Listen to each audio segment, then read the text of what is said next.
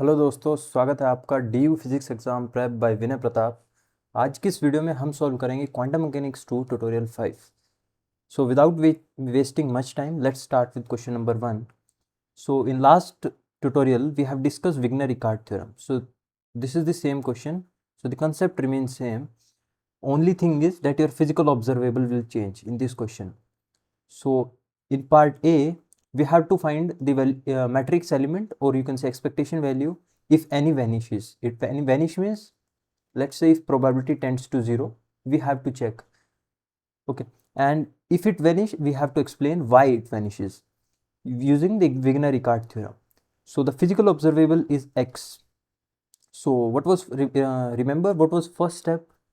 So first step was we have to find the physical observable and we have to convert our physical observable into the tensor operator.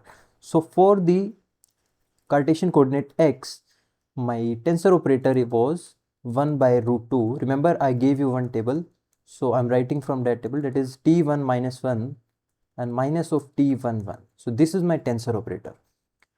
So now if you write the, if you compare this with the general form of your tensor operator tkq, so you will find that k is equal to 1 and your q value is plus minus 1. So directly now apply the selection rule. Selection rule is that delta m is equal to m prime minus m equal to q. So q is plus minus 1, and second rule was that L prime will lie between L plus 1 and L minus 1. Okay, so from here m prime will be equal to m plus minus 1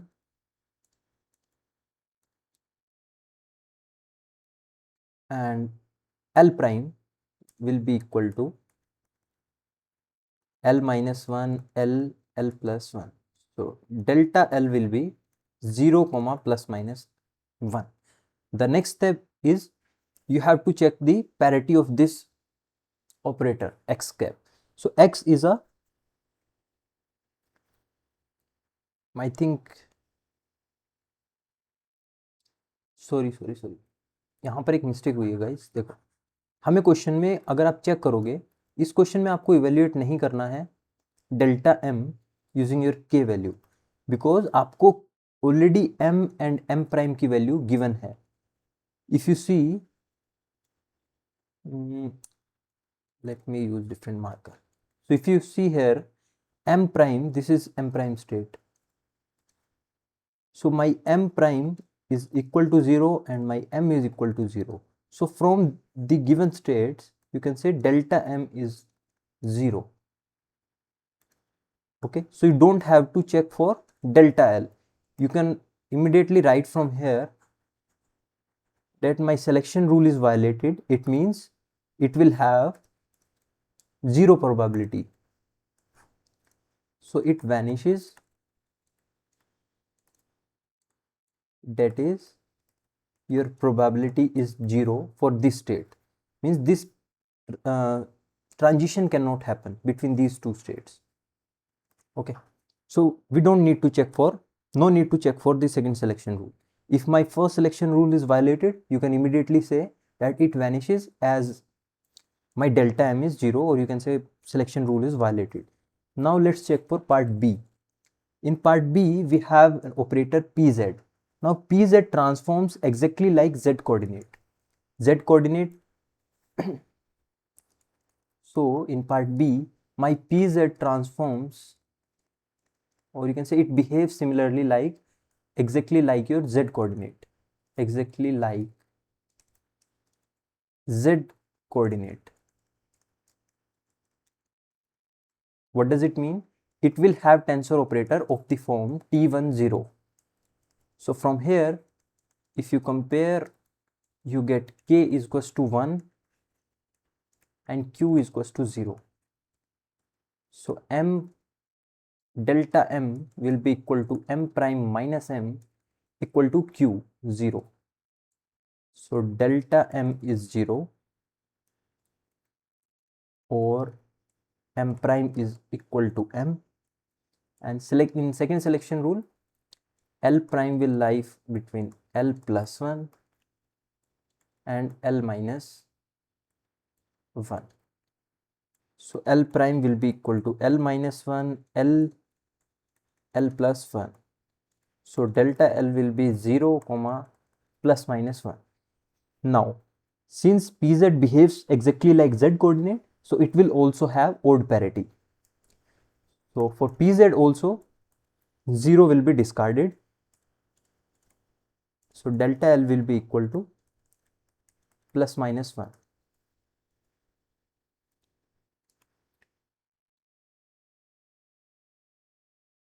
Okay. So these are the selection rules for part P. Now let's move on to question number 2. So in question 2, consider the matrix element. Now my operator is 3z square minus r square, and second operator is x into y of a one electron atom. Identify the operator whose common eigenstate is NLM, NL, ML and MS. So for this state, first of all, what are the operators? So the operators are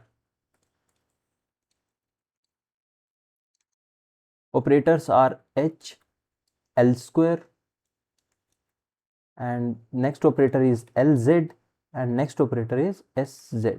So they all have common eigenstate with this state. What does it mean? If you operate these operators on this state, that is N, L, ML, MS, so they all will give you some eigenvalue. ML, MS, you have N, L, ML, MS. So in case of H, my eigenvalue is, when Hamiltonian operates on this state, what you should get? You should get the eigenenergy, and you should get the same state. If L square operates on this state, your eigenvalue will be H cross into L plus 1, and then same state. What if Lz operates? Lz has value H cross ML, NL, ML, MS. Sz has eigenvalue H cross MS.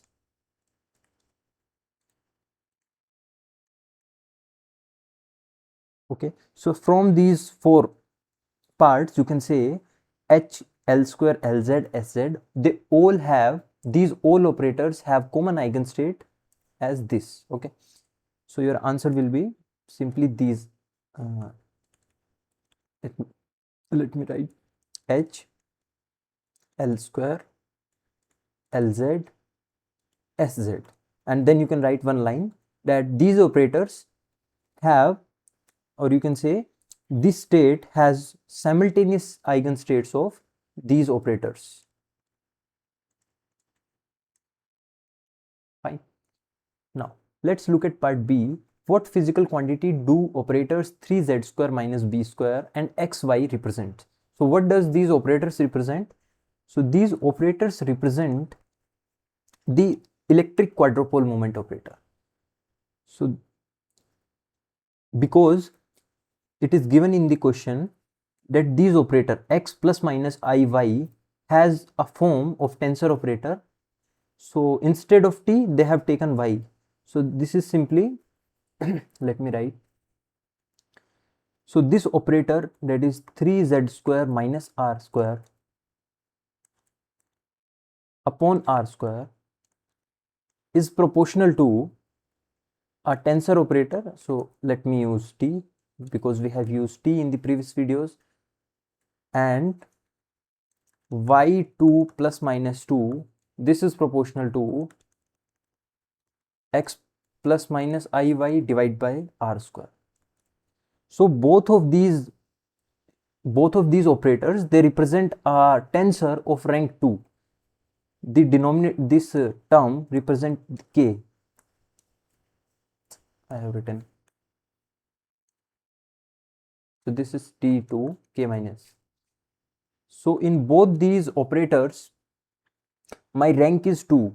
So the component of rank 2 spherical tensor. So these let me write. So these rank 2 components of tensor operator represent electric quadrupole moment.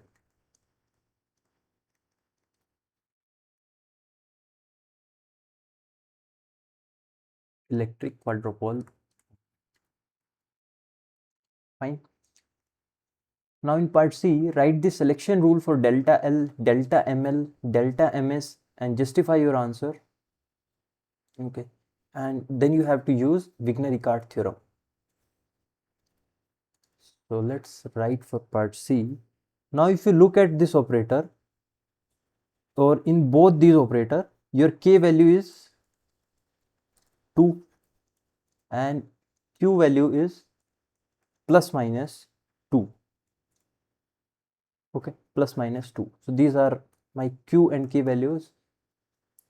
So selection rule, that is delta M will be equal to M prime minus M equal to Q. So plus minus 2. Okay, so you have to take delta M was for general case. In this case, you have to write delta ML. Why? Because these operators, if you see your original state, आपके पास जो original state है, initial and final state, this time they contain ML and MS, and both of these operator 3z square minus r square and xy, they operate only on your ML value. They do not operate on MS. So selection rule will be only for ML. So that's why I'm writing ML and ML prime. Okay, so you can write that ML prime is equal to ML plus minus 2. Okay, or if you write delta ML, so it will be equal to 0, plus minus 1 and plus minus 2.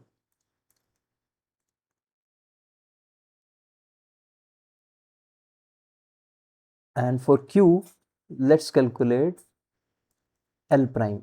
So L prime will be in between L plus 2. So we have to use K. So L plus 2 and L minus 2. So L prime will be equal to L comma L plus 1. You will have 5 values and L plus minus 2. So delta L will be equal to 0 plus minus 1 plus minus 2. Now next step is we have to check the parity. Now if you see in both of these operator, here I have z square r square and here I have xy. So अगर आप यहाँ को z को minus z करोगे, so it will become plus, and similarly r को minus r करोगे, its square will become plus. So it has even parity. And similarly अगर आप minus x into minus y करोगे, it will become again plus xy. So both of these operators have even parity. So this time my plus minus 1 value will be discarded, because for plus minus 1 my parity will be odd, but we have to take only the even parities. So delta L is equal to 0 comma plus minus 2, and we have to write one another selection rule, that is for delta MS. As I said, both of these operators do not operate on MS value, so the selection rule for delta MS will be simply delta MS has to be 0. So these three are the selection rule for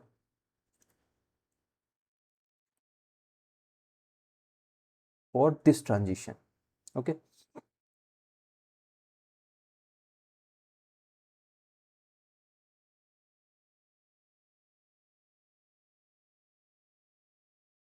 Now let's come to question number 3.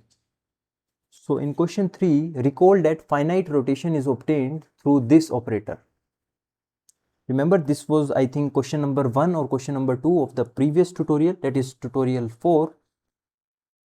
So there we have wrote one operator r cap n cap theta, which represent the rotation along the n cap axis by an angle theta.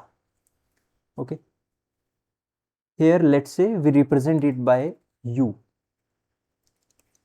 So finite rotation operator let is represented by u, which is equal to exponential I by h cross jz theta.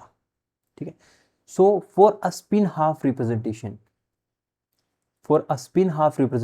obtain the rotation matrix through exponentiation of approximate matrix, you should obtain this. So they have already given the result. This symbol is identity matrix, and there is one correction here in the tutorial sheet. You have a minus sign here.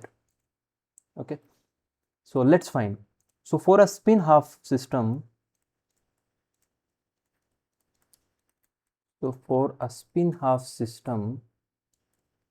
my Jz is equal to Sz, and it is equal to h cut by 2 times sigma z. So let's put this value here. So my rotation operator will become exponential minus I theta by 2 sigma z. H cut will cancel. Okay.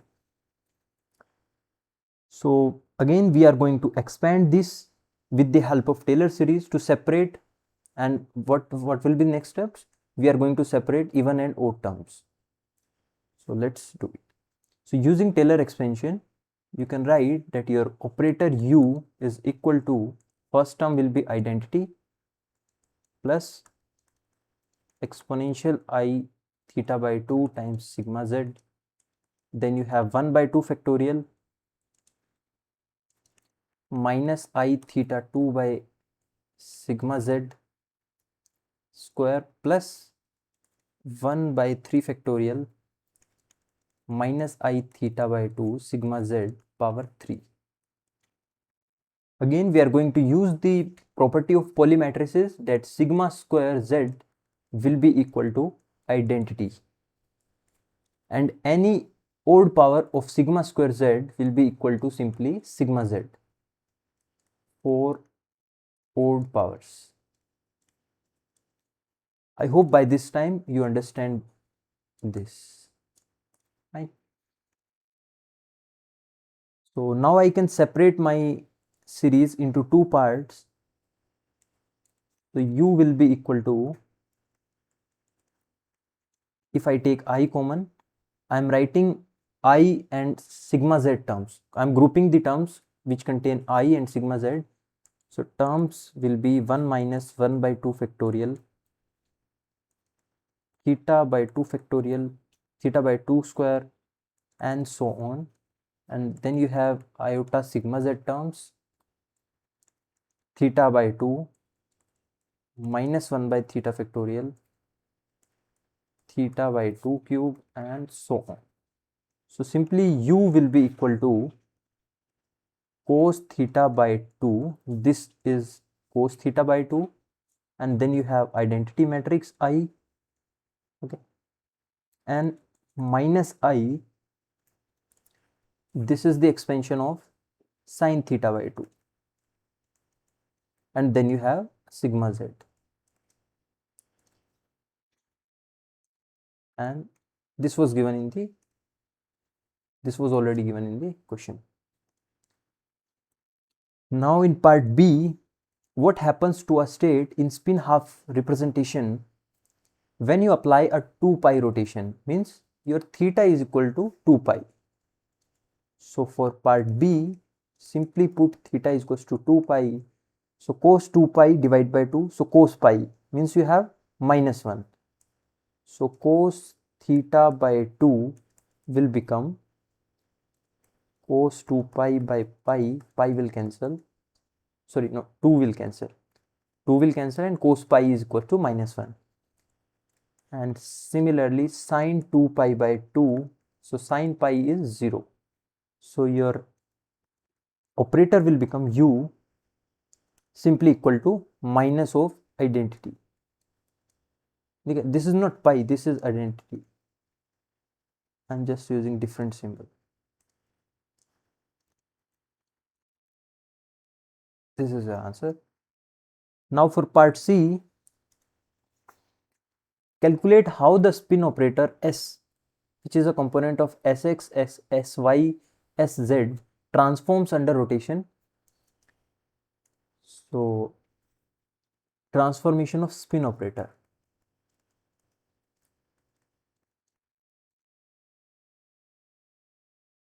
Transformation of spin operator S. So the transformation is given by Si prime is equal to rotation operator, then you have Si, and then you have U of dagger, U dagger. So since we have assumed that U is equal to, and we have already calculated this, that U is equal to exponential minus I theta by 2 times sigma Z. So this Sz commutes with your operator U. So Sz, you can write Sz commutes with operator Q, that is S prime Z is equal to Sz. So similarly, you can calculate S prime. This is Z component of your spin operator. Similarly, X and Y operator will be S prime X will be equal to Sx cos theta plus Sy sin theta, and S prime Y component will be equal to Sy cos theta minus Sx sin theta. So these are the transformation of your spin operator.